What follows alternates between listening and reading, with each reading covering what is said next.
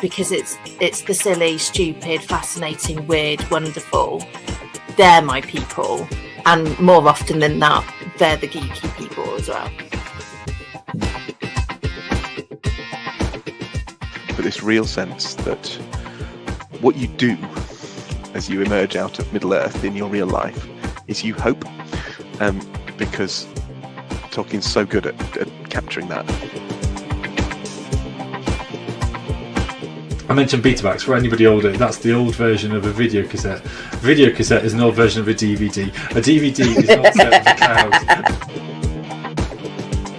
And I said, I'm not happy, I've got bits wrong here. And she said, yeah, but that's all part of the learning process. That's all part of that makes it unique to you, that those kind of imperfections within it.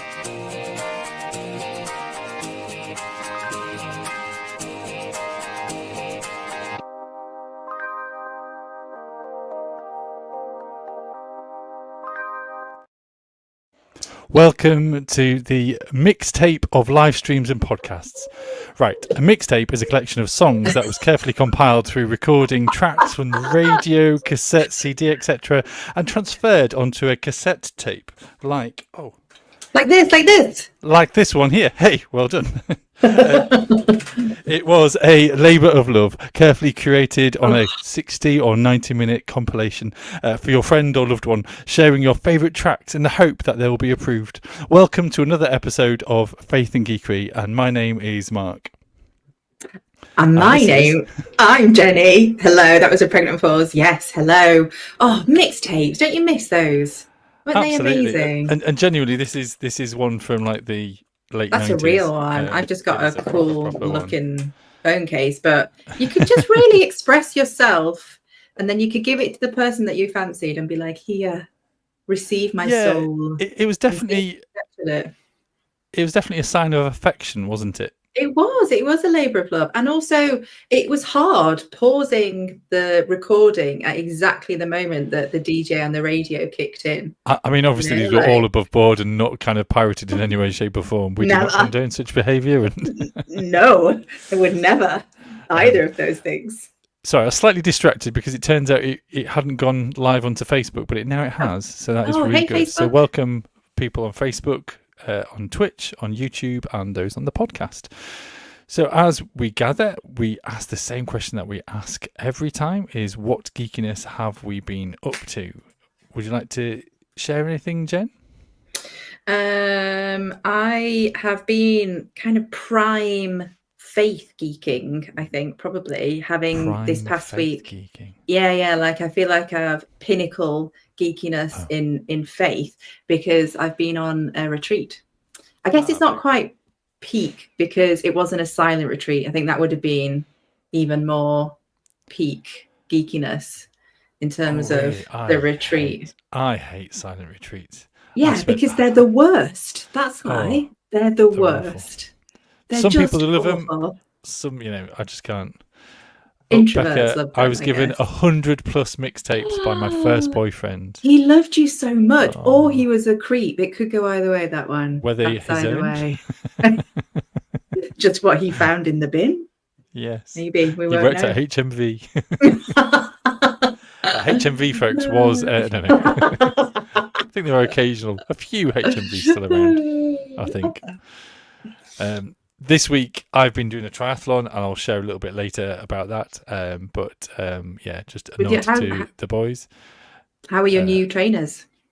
Yeah, really good. Really good. I was really glad for them, and they worked. They didn't fall off. They didn't fall apart. So, good. Yeah, blisters? It was really good. No, not at all.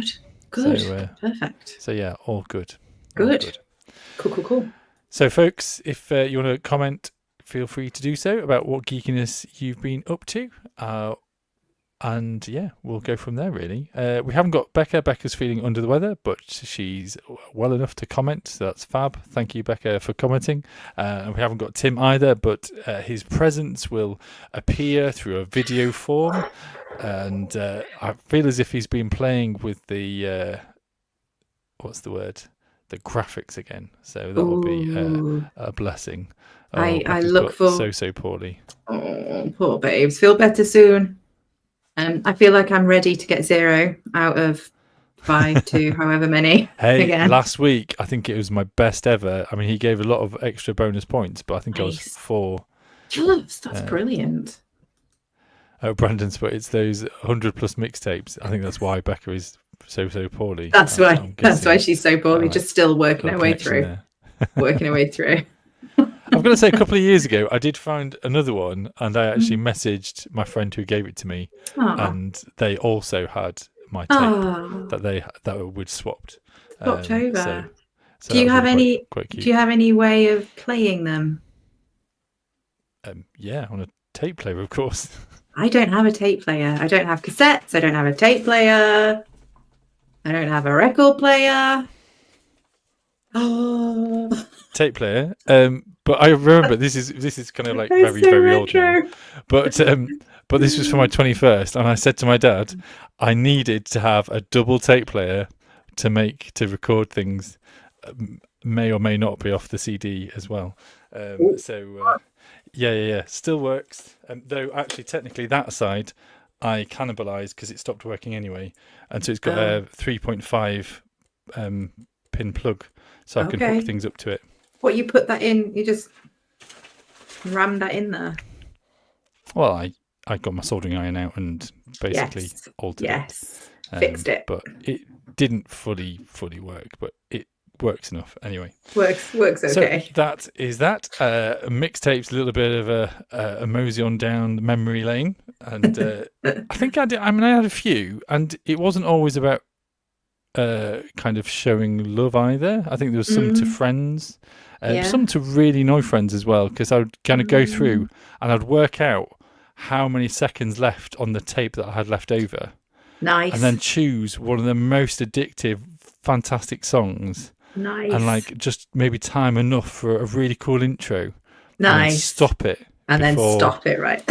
And so they're like, no. That is so mean. That is mean and funny. I love it. But it just, urge them to want, urge them to want to turn it over, see if it's on the other side. I'd immediately turn, and that's the thing with tapes and with LPs is that we've now, I think, speaking as an elder millennial, lost A-side and B-side vibe. We've lost the notion of album as a curated journey. Well, I was about to say it's curated, isn't it? Because actually it's very hard to kind of go skip to the next track.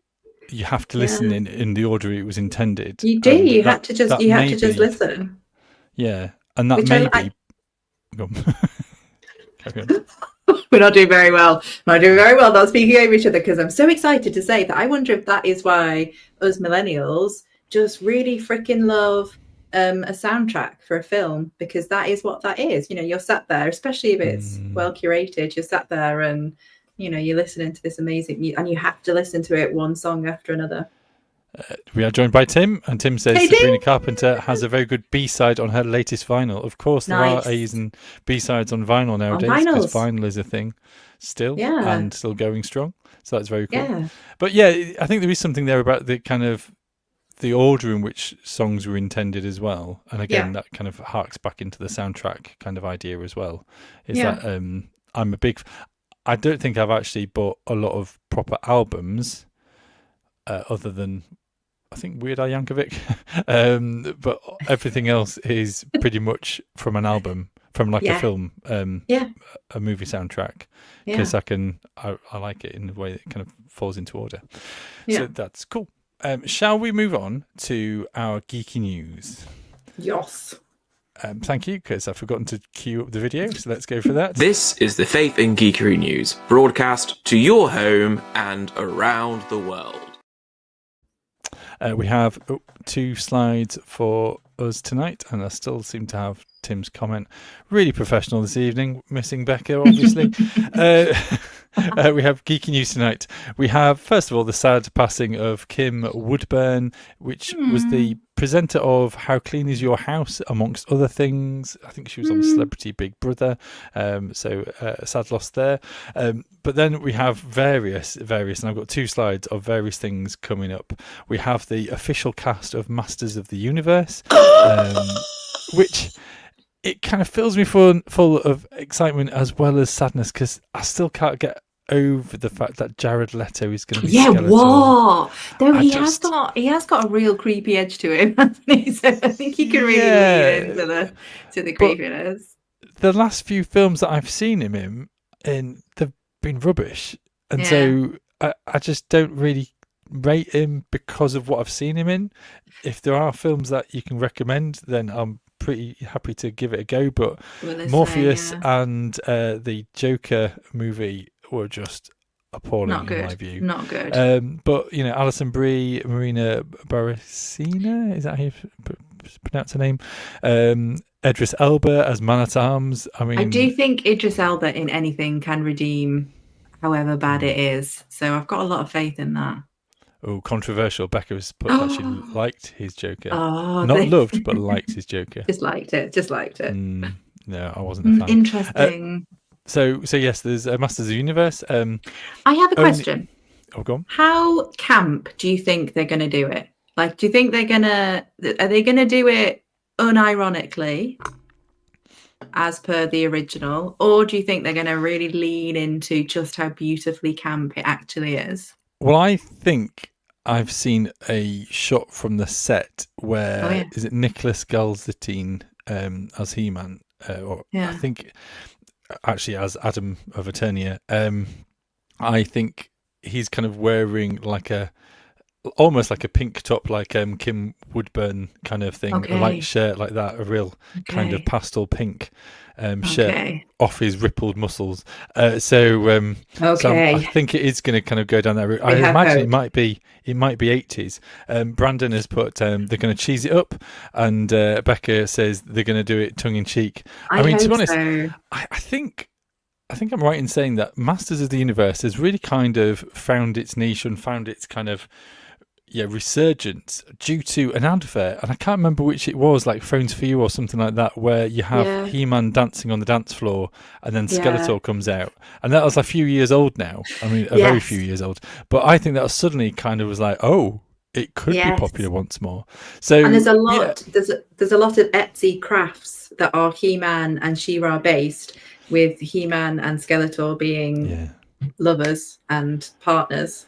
A lot of ironic live, laugh, love stuff, which is hilarious and brilliant. And I hope that it's the vibe. I don't actually have a slide for it though, but there's also Naked Gun, and it's going to be one of those interesting things of Liam Neeson. Yeah, I saw that.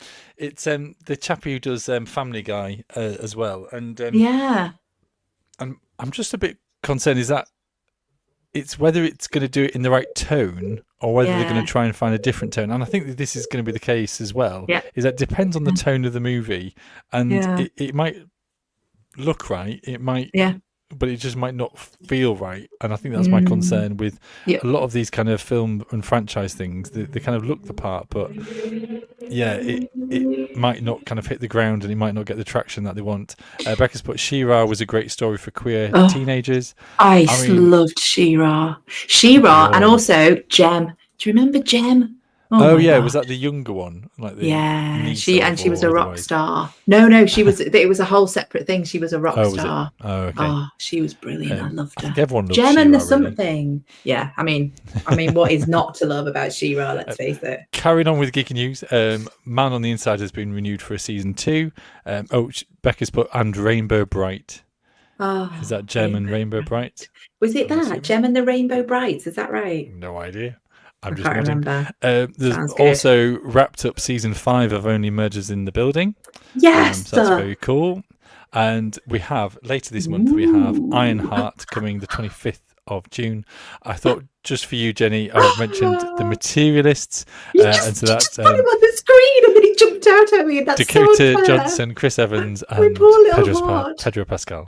And I've got to shout out as well. I've just seen this on Threads maybe a little bit earlier, which is Dice Company. They're kind of one of their kind of working projects is Tales of Concordia, the Unraveling Swarm, which is I believe it's like a side campaign of their main campaign, which we got introduced to earlier on in the Dice Company chapters 46 and 47 or something like that. So I'm very excited about that. Cool. Becca is, Brandon has put Gem and the Holograms. And the Holograms. No, Rainbow Bright and the Colour Kids, same era as Gem and the Holograms. No, I think that one missed me. Go. Yeah, very good. And that missed me too. Is there anything to mention about any of these bits of news? Well, I'm very, very excited about Only Murders in the Building. I think that is going to be fantastic and so fun, especially because What's His Name and What's Her Name are actually dating in real life now, which is the cutest thing ever. What's his name and what's his name? Yeah, now decode that from my perimenopausal brain. Selena Over Gomez? to you. No, but I do love the look of her boyfriend. He looks lovely and very kind. No, very funny, short, not the tall one, short Martin one, Short? presumably. And then one in the programme that he married. Anybody help me out? He married. From Mamma Mia, do you mean? and all of the other amazing things that she's done, because she's a cult icon, classic actor. I am going to have to bring up Martin Short and Meryl Streep. Thank you, Tim. Meryl Streep. Thank you so much. Are they actually obviously dating? Meryl Streep in real life, which is the most adorable thing ever. And Meryl Streep, obviously, if you could date her, you would date her. So very lucky man. Yeah. So I'm very excited to see how that dynamic is playing out on screen. Very good. So one of them's going to end up murdering the other then. Presumably. Not really. We wish them all the best. So that is the end of Geeky News. And then we're going to move over seamlessly to the quiz. I got questions. The quiz. Yes, we have the quiz indeed. And tonight we are joined by a virtual Tim, unless he comments. And then does that make him less virtual? Tim has also put hot off the press, Pirates of the Caribbean 6 is confirmed with original director and cast returning. Ooh, is that very interesting. That kind of the whole Johnny Depp gate thing has been resolved. I was thinking that suddenly they can use him again as an actor. Yeah. Yeah. He is redeemable. He's redeemable-ish. Yeah. Interesting. Can't really comment about the wider situation. I did, by the way, purposely omit the release of the Trump phone. I didn't know if that suddenly got very political, and I just couldn't be bothered to give him any more time. And already I've mentioned his name once. Let's move on to the quiz. Pens at the ready. Good evening, everybody, and welcome to the Faith and Geekery quiz. I'm your illustrious quiz. No audio. I can hear it. Huh. Interesting. Why can't I hear it then? I don't know. Can people in the chat hear it? Well, I can't now because I've just stopped it. Because you paused it. Oh yeah. Technical difficulties. There we go. That's really bizarre what that's done to me. I'm going to go again. Good evening, everybody, and welcome to the Faith and Geekery quiz. I'm your illustrious quiz host, Tim. And welcome to the quiz. Looks like we've had a slight budget increase to the quiz budget. We haven't. It's just that Tim feels like he wants to do something a bit fancy today. So you should know the rules by now, but if not, let's give you a quick rundown.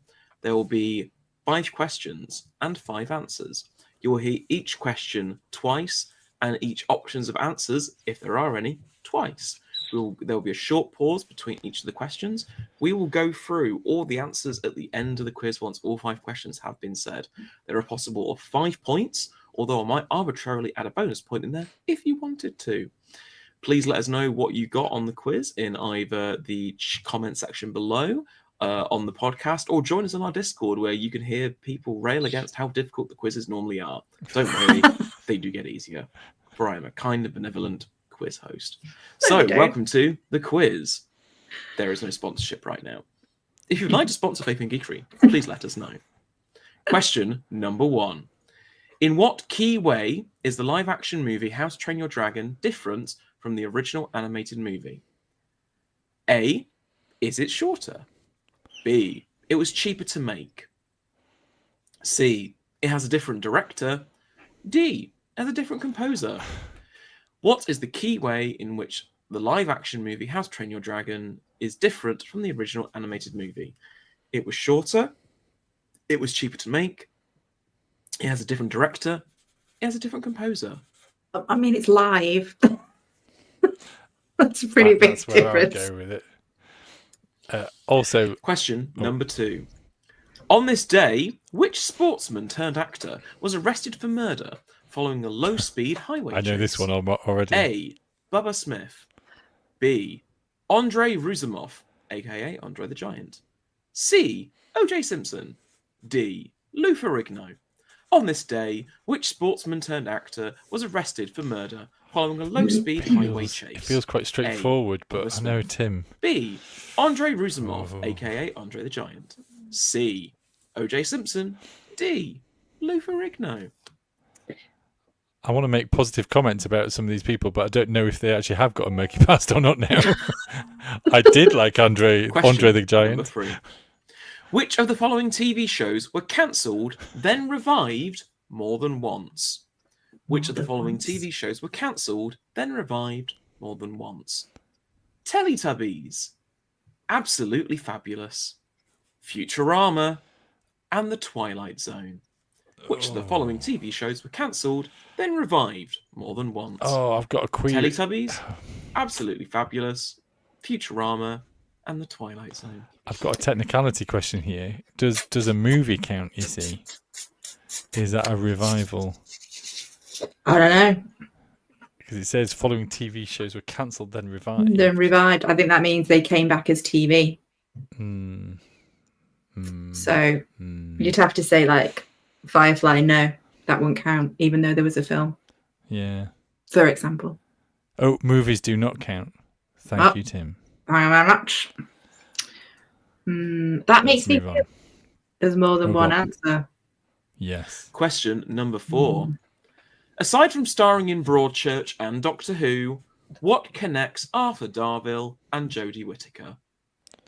Aside from starring in Broadchurch and Doctor Who, what connects Arthur Darvill and Jodie Whittaker? Here's a hint. It relates to E.T., Thriller, and the creation of emoticons. So it's not that they're both from Yorkshire then. That's not as much of a clue as we would hope though, Tim. They've both been on Big Audio, which is a Doctor Who related thing. Voiceovers for something? No. I don't know. I really want to talk it through. Well, we could do that if you like. Towards the E.T. end. Yeah, okay. It relates to the E.T. And creation of emoticons. Did they voice over the emoticon movie? No idea. Genuine no idea. They've both been touched by weeping angels. That's true. I know, fact. Let's move on because that's not going to answer itself.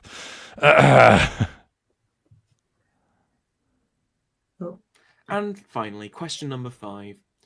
Which fantastic actor who has played a father in multiple TV shows starred as a vampire named Eddie in the series 4 of Buffy the Vampire Slayer? I think I know this Which one. fantastic actor who has played a father in multiple TV shows starred as a vampire named Eddie in series 4 of Buffy the Vampire Slayer? For a bonus point. Pedro Balmaceda. Balmaceda. Pedro Pascal. C. Alexander Pascal. D. All of the above. Which fantastic actor who has played a father in multiple TV shows starred as a vampire named Eddie in series 4 of Buffy the Vampire Slayer? A. Pedro Balmaceda. B. Pedro Pascal. C. Alexander Pascal. Or D. All of the above. Now, I think, let me talk to you out loud about this. Or not, I'll keep it to myself and talk out loud later. But also, I was going to say, can I have a bonus point if I can name the other thing he's been in as a vampire? Just wondering. I don't know, but I think I was going to guess Pedro Pascal before he gave us the options. And so now I'm not going to go in, am I going to fail at the other things here? There's an extra layer of trickery. I always feel as if there's at least one where kind of Tim is going to go, all of the above. All of the above. And he's also just, in in the background there, back of the pub, poking his head from behind the door, going, I wonder. You'll see. Yes, he's the emperor. You'll see. Let's find these answers then, folks. Should we pause before we get the answer, the fourth answer, or do we need the fourth answer before we talk it through? You can't make up your own questions to give yourself bonus points, says Becca.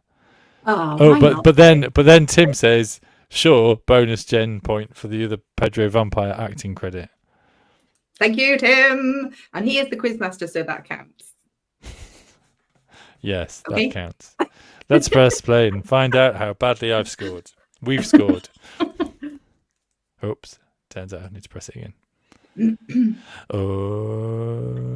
5 questions, 5 answers. Let's get those answers. Question number 1. The answer was A. It was cheaper to make than the animated original by about $15 million. Gosh, Aside from that, it was a slightly longer movie by about 25 minutes. A was shorter, B was cheaper. The same composer. Question number 2. I might have to check the answer was C. O.J. Simpson. Yes. O.J. Simpson's going to make a post-death appearance in the upcoming Lethal Weapon movie. On a photo. Not Lethal Weapon, Loaded Weapon. Is the police Naked Gun with Liam Neeson. Anyway, O.J. Simpson's the answer.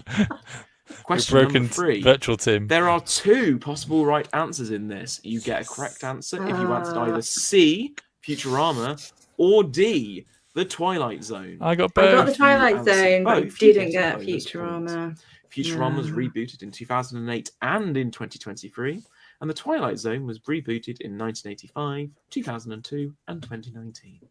Do you want to pause? Question number 4. What it's too late. Darville and Jodie Whittaker, they were born on the same day and the same year, specifically the 17th of June, 1982, or this very day. Oh, Happy of birthday, course. Jodie Of course, Whittaker on this and day. Arthur Darville. Please. Happy birthday. Sponsor this show. And question number 5. The answer is A, B, C, and D. Pedro Pascal did play the vampire Eddie in Buffy the Vampire Season. Surely it's all of the above. Although he did it under a different stage name. In fact, all the other stage names mentioned were also stage names that Pedro Pascal has used at other points in his career. So that is because that's his actual name. We have Tim. 5 questions, 5 answers with a bonus point on question 3. Please let us know in the comment section or on the Discord how well you did. And now back to the Faith and Geekery studio. This is all a bit meta, isn't it? Because you're kind of complaining, arguing with Tim, virtual Tim, but there is Tim in the comments who is able to then kind of respond argue immediately. Yes, I'll argue with any Tim. I'm not arguing. I agree. That's the answer that I put, but it's because his name is longer than Pedro Pascal. And in fact, his first name is Jose. Carry on. Can I just say that I have just brought up the other bit of the screen? 1 second. Because the question, it said, A, it is shorter, B, it was cheaper. I put B, it was cheaper, but Tim had then said that it was A, that it was cheaper. So do we get a point for both that it was just cheaper or that it was A? You get a point for it being cheaper. You get a point for the actual answer. So you get a point for cheaper. So it was actually cheaper. B, it was cheaper. Okay, so I've got an extra point. Well, I've got a point there. So I've actually got 4 out of 5 as well. I have 5 out of 6. Well done. Thank you. And Becca's got 5 out of 5. Blood-sucking bastards. No! Becca, did you cheat though? So was that... I'm going to have to press the little explicit button on this week's podcast. That wasn't me though. That was just me saying the name of a film. And it had an asterisk in the middle of it for the podcast listeners. That's visual. With the middle asterisk. Oh dear. And folks, please let us know how you did on the quiz. And Becca's got 5 out of 5. You said you got 5 out of 6. I've got 4 out of 5 or 4 out of 6. And so it's 7, please let us isn't know. Yeah, it is. Yeah. So anyway, we did very well this week. Thank you, Tim. If question 1 didn't have a multiple choice, I was going to actually say that Nick, I've forgotten the chappie from Hot Fuzz, Nick, him, he's actually, so he kind of has the wrong leg. He has a different leg that he's lost because they were going to do the filming, and the very next week or the next month or whatever, he was going to have knee surgery and replace his knee or whatever, kneecaps, and they decided to go with the actual actor's ruined knee rather than actually the other knee. So it's actually flipped over. It's left rather than right, or right rather than left. Anyway, not that interesting. Let's move on, shall we? Let us move on to to our theme for this evening, which is unwatchable, or the Unwatched. Yeah, the Unwatched. The Unwatched, sorry. And so this is kind of continuing our series with the idea that we have a pile of books that we kind of have that we haven't kind of got to the bottom of. We also have the unread, and this week we are looking at the Unwatched, which is about the pile, or the digital pile, of films or TV series that we haven't got through. And I think we should mention at this point that next week we are going to be doing the great unfinished kits, or the great unfinished crafts and kits. And so next week we want to challenge you to look through what kind of kits and crafts and bits and pieces you haven't yet kind of got around to doing, and to challenge yourself, to inspire yourself or others. Then why don't we kind of share these in our geeky gallery and kind of really enthuse one another with sort of saying, is now the time to kind of dust off now is the moment, macrame or whatever, insert here. Because I think most of us resonate with that drawer of things that we have stored somewhere that we got super excited about for about 5 minutes, spent a lot of money on, and then never looked at it again. Absolutely. And that's like the kind of the Kallax kind of box, or the kind of shoved under the bed kind of projects, or insert, I was about to say orifice, don't mean that, insert kind of place, hiding place there. Oh dear, I'm really losing it. Tim's but Unwatchable is also known as the Faith and Geekery quiz. Don't be so hard on yourself, Tim. As always, it wasn't though. Excuse me, it had Pedro in it, so it can't possibly be true. So that and many other reasons. That might be a reoccurring theme. So the Great Unwatched.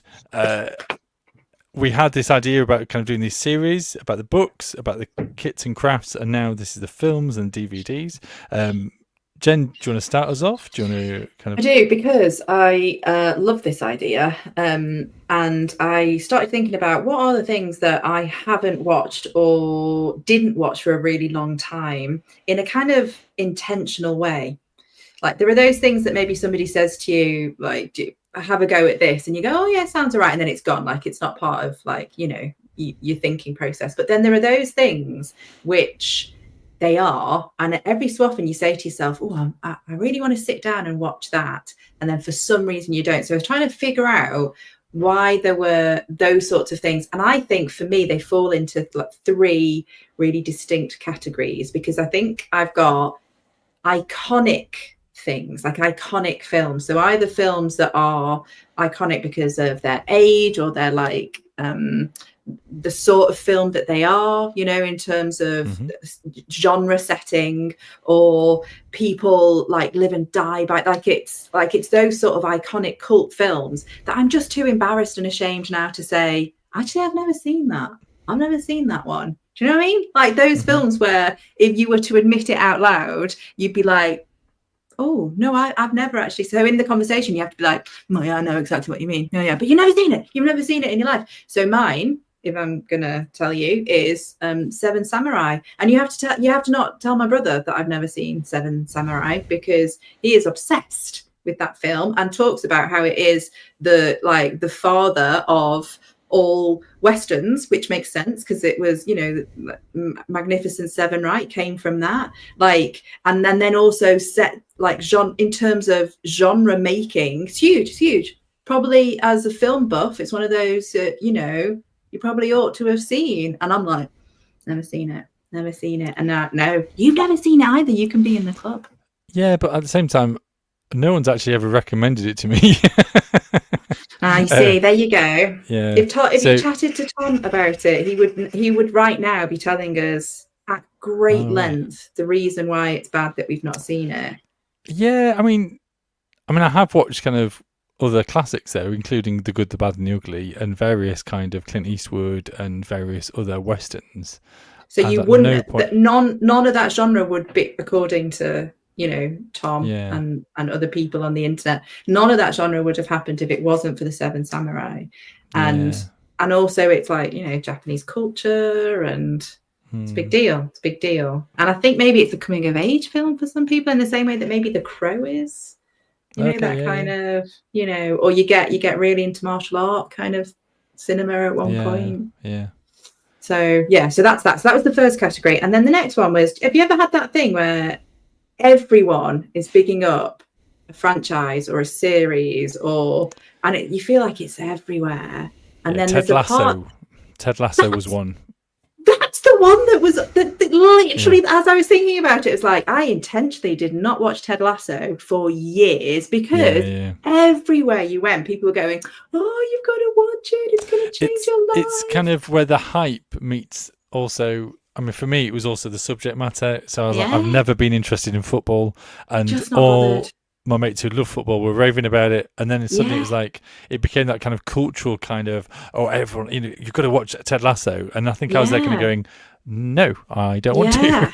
No, thank you. But then also the thing for me that this kind of leans into as well, and I realise that you're only 2 ways into your themes, is that if they're not resolved, if there's only like one series out or 2 series, or they're only releasing 1 series at a time, that for me, I'm there kind of going, if I'm not into it, if I've not really kind of started, why don't I just hold back and just kind wait of a bit. catch up when it all kind of kicks, all comes together at the end, rather than having, basically.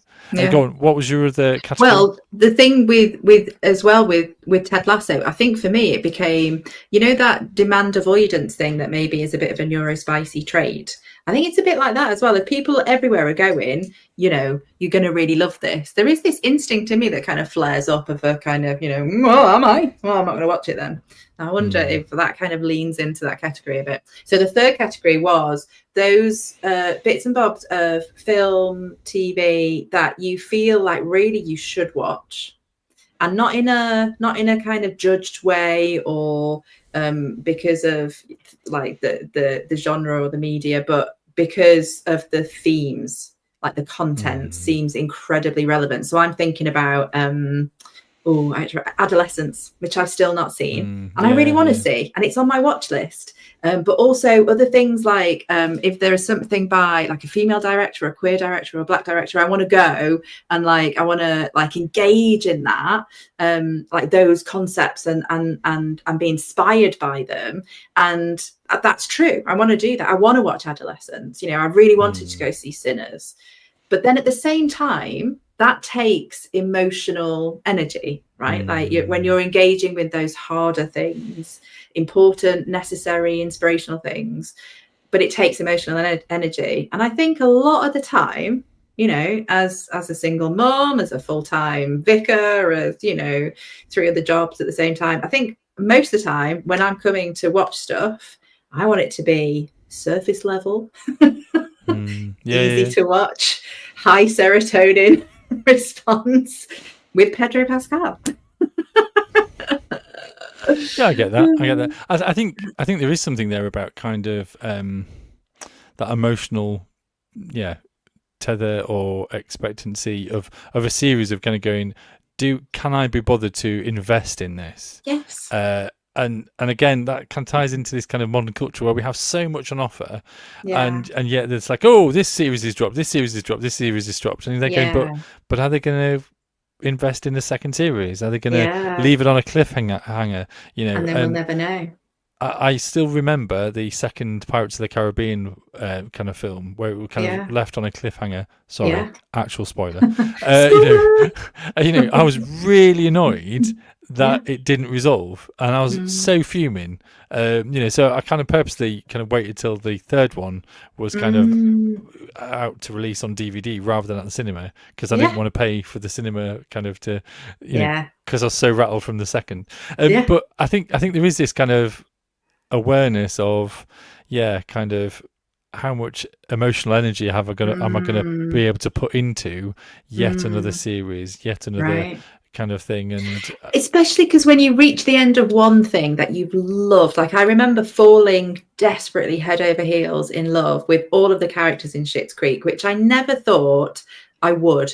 Like the way it was, and again, I didn't watch it for ages, and the way it was sold to me, I was like, this feels a bit worthy, or this feels like, how am I ever going to sympathize with incredibly rich people? Like, what is this about? But I did. By the end of it, I was desperately in love with them. And the finale, when you're sobbing so much that you're dehydrated from the tears, like you're completely and utterly spent. And also like finishing a book, you have that moment where you're like, well, what do I do with my life now? Like, who even am I? How could I possibly even begin to invest in anything else? Like it takes its toll, definitely. Yeah, I think that for me is kind of where I approach some of these kind of series of saying, actually, you've got to prove your worth to me to kind of give my time over to you. Yeah. And sometimes that's on recommendations of friends or if it's persistent.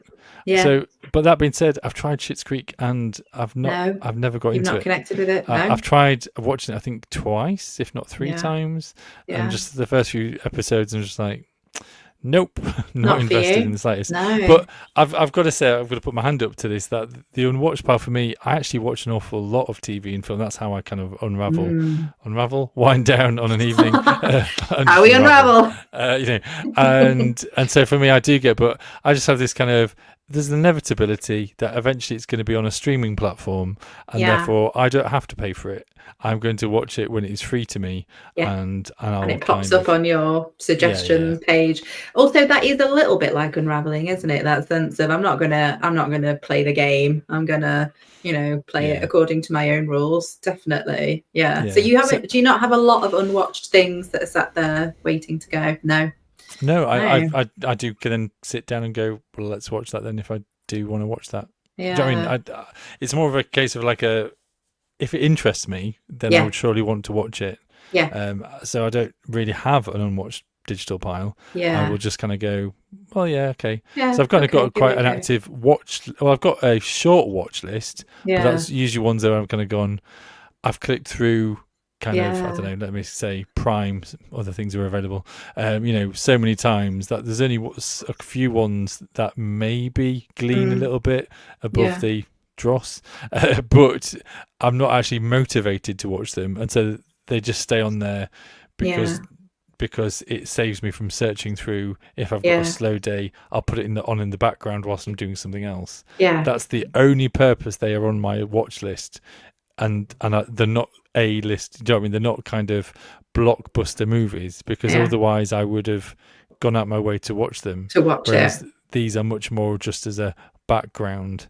Just sat there. Yeah. On your phone, doing your crafts. I think we're very different then in that case, because I have a huge watch list full of those things that are either very, intense, so therefore it's going to take me a level of emotional investment which I might not be available for, or it's one of those things that somebody said watch this, so I put it on my watch list and it's sat there for ages. I'm like, I'm not watching that, everybody loves it.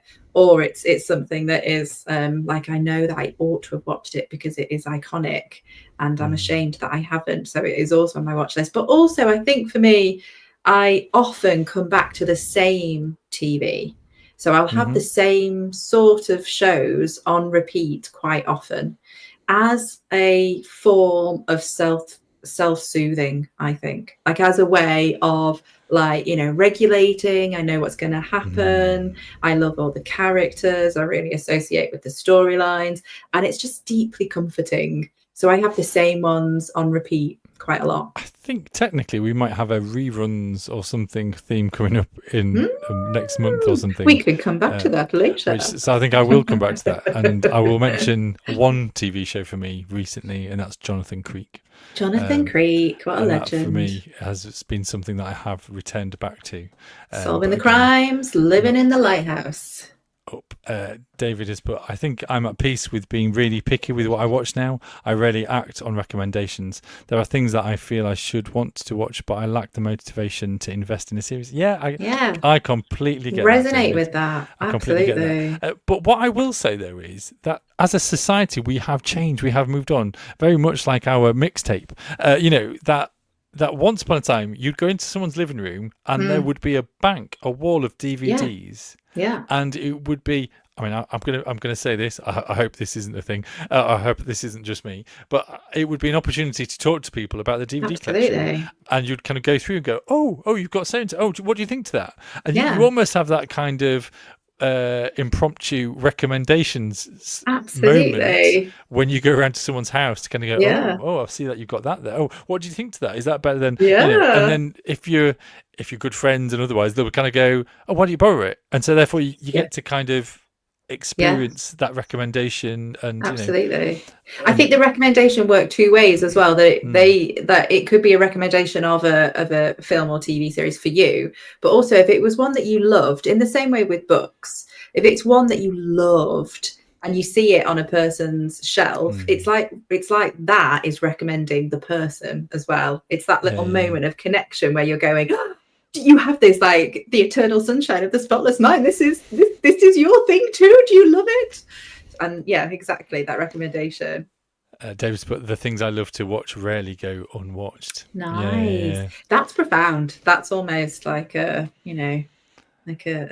It's brilliant. I love it. Do you know what? The other thing that happened as I was thinking about this was how much, when I thought about the reasons for why something is unwatched for me, that being like that sense of I really ought to, I really should, or it's like I just don't have the emotional energy for it, or I'm a bit embarrassed and ashamed that maybe I've not. I started really honestly thinking to myself about prayer and about how actually all of those things, when I think of those times when I've not had a strong or robust prayer life or an inner meditative life, they were the same reasons. It was the same reasons. It's like, do you know what? I don't really have the time to invest in it. Or it feels like in order to do it, I'm going to have so much energy to invest in it. Or, I'm so ashamed because I know I ought to be. Do you know what I mean? Or can you explain a little bit more? So I assume this is broader now than just your films that you need to pray in order to watch that film. But maybe it's kind of life events and just generally praying, just the sense of day-to-day engagement and encounter with faith and the divine, just that kind of day-to-day wanting to engage with those sorts of things, and thinking about theological concepts and those things that when you do and it's good, it's really life-giving, but when I don't, often the reasons are exactly those reasons. It's because actually I feel a little bit ashamed that I'm not, or it's like I just don't have the energy to give to that at all right now. What I need is complete comfort. I just need complete and utter comfort. I'm just going to watch 1,000 Pedro Pascal reels on Instagram instead. So is this something about regulation or kind of rhythm and patterns and kind of the way that film can fill a pattern? Definitely. Can sometimes reflect our more inner workings of 100%. 100%. And also lifestyle. And that dynamic between who we are as people and who we are today, as people. So the energy levels we've got today and how organized we're feeling in our heads and regulated in our bodies, and how, and what we need in that moment. There is going to be something that you can watch that fits that. And sometimes it absolutely cannot be those things that are the unwatched, because those things can come with a huge amount of baggage. That's why I was reflecting on. Oh, thank you. Because to be honest, at the beginning of the evening, I was thinking, how the heck are we going to bring this around to God? But you've done it really well. So congratulations. Like Jesus. And then a rainbow appeared. But yeah, I mean, but I think the thing is that for me, the reason why I don't have a unwatched list is because I associate watching films as it's been something that I used to do with my dad when I was really little, when he was alive, and so therefore it became habit, and I could reflect on things, and I also found that, because there may be some argument about where does this fit into faith and otherwise as well, but I've often found that God speaks to me through films, God speaks to me through TV series, books, and it's not always the really obvious ones. I kind of remember going to see episode 3, I think, of Star Wars, and really kind of coming away kind of going, gosh, you were really in that, and kind of really see that kind of good versus evil. And there have been other films as well, but with a much more kind of, I don't know, niche or kind of stranger feelings.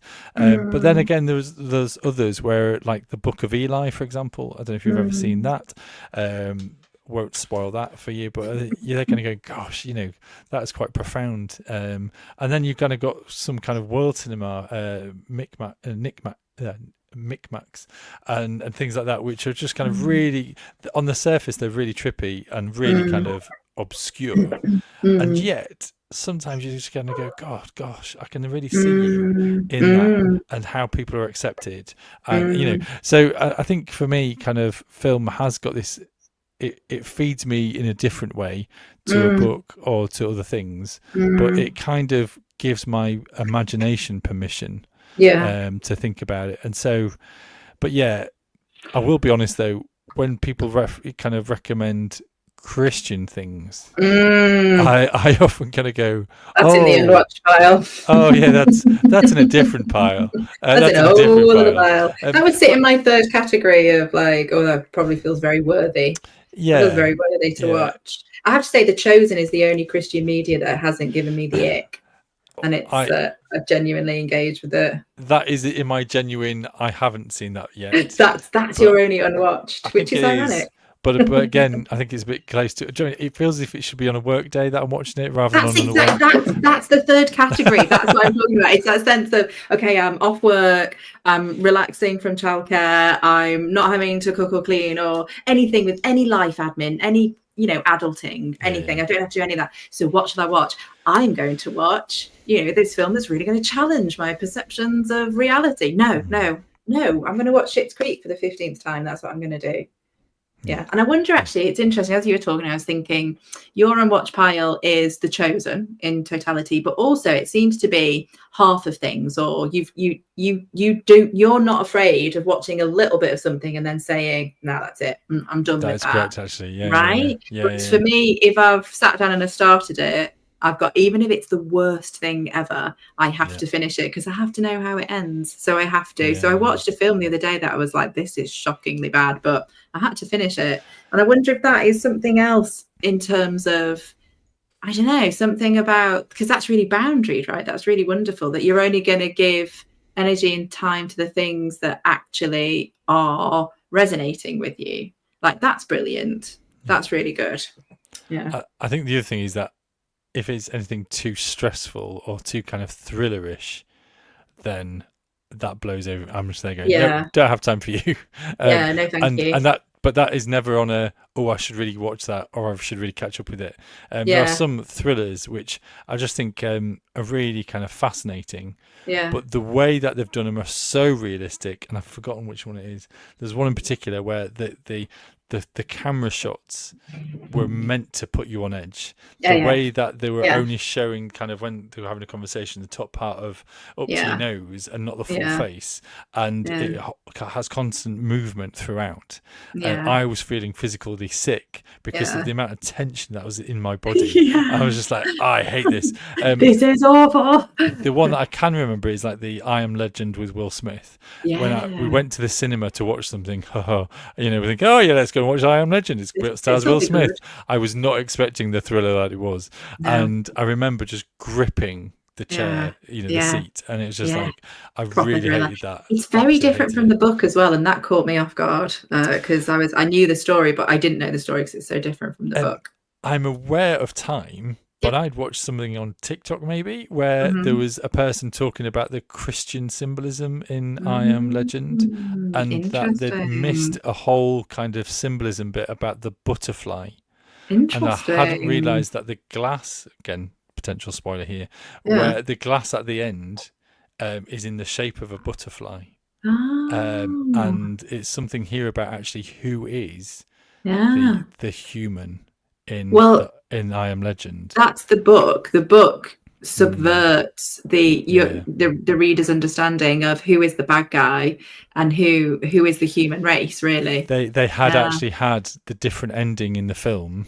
Did they? But they put it. They changed the ending to do it. So there was a couple of different endings. I think that's a mistake. Honestly, I do, because I think it's so clever to have that subversion that you're with this who you think is the hero all the way through, and actually it turns out that he is this marauding, murdering, stealing resources bad guy. But it's interesting that it was Will Smith in that character. So I wonder if maybe it wouldn't land in the same way. So anyway, we've explored quite a few bits.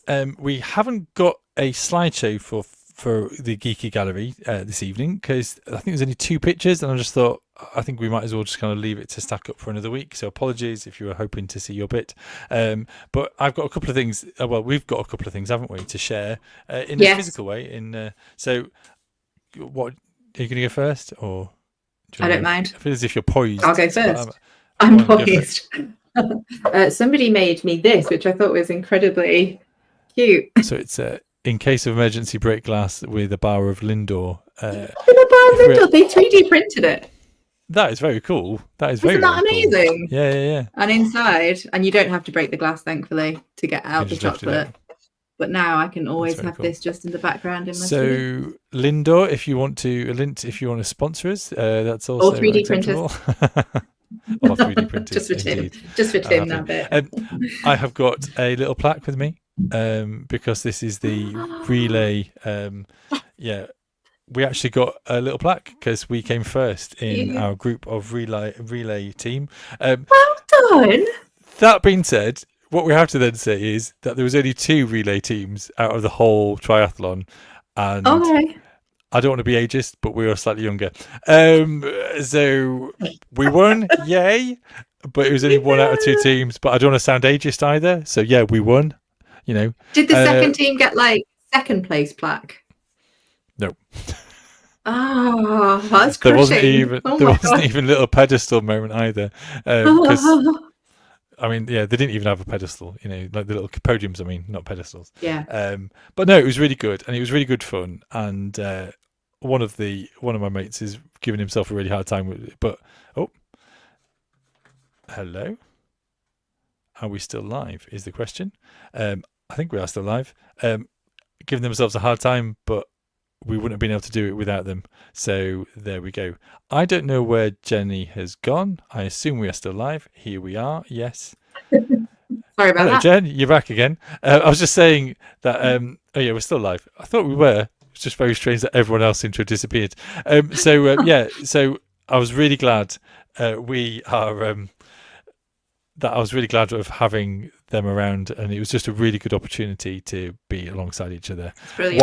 What I was really surprised with is that I was aiming to do it in a certain time, and I knocked 4 minutes off. No, that's a huge chunk. That's a really big chunk. That was a massive chunk. I put it partly down to my trainers, and the other part of just being absolutely silly. Driven by adrenaline.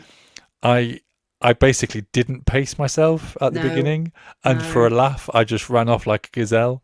And then for the rest of the, 9 kilometers, I was there just kind of trying to remain as if I was on track and otherwise. But it was hilarious. But it was good fun. I wish there was footage of you running off like a gazelle to share on Discord.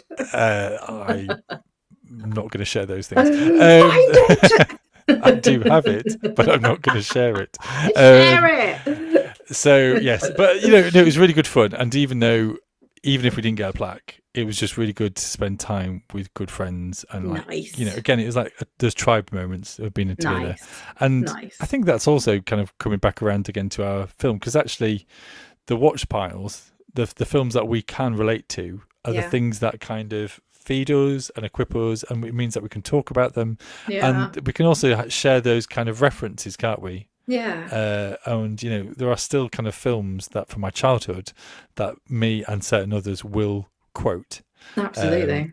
And there are TV series that will still quote. Even my children now kind of will quote things, you know, because we have those shared experiences. And so I think 100%. as much as there is an unwatched pile, there is obviously a watched pile as well, which we can kind of use to help us to be closer together. Most definitely. Love it. Love it. Anything else left to say? We do need to mention again, next week is going to be our unfinished crafts. And so again, it is a reminder, if you've not joined our Discord, please join our Discord. There is a whole section on Geeky Gallery where you will be encouraged to share kind of your various crafts and abilities. But, you know, if there is that project, if there is that thing that you kind of go, oh, I've been meaning to get around to doing that for absolutely ages, then now is your time. Post it up as it is unfinished, and then, you know, you can give us, you know, share us your progress, or kind of join us next week and have us on in the background as you do the project. We're going to bring our unfinished things, aren't we, and attempt to both talk and also do something unfinished in the background. Yes. So we'll see how that goes. We'll see how we can multitask.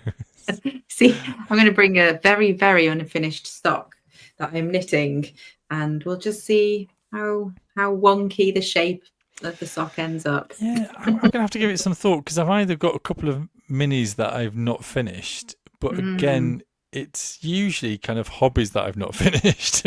Yes, hobbies. But that feels different though. That feels as if I've got to kind of clean down surfaces and do something quite big and major.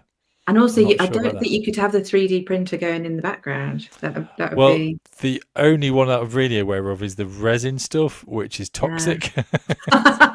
And I'll have to have a mask on, and, you know, it just feels a little bit. So maybe there are exceptions to the crafting next week, but think wisely. No, but it'll be fun to do. So bless you. Thank you, folks, for tuning in. Are we not the unfinished?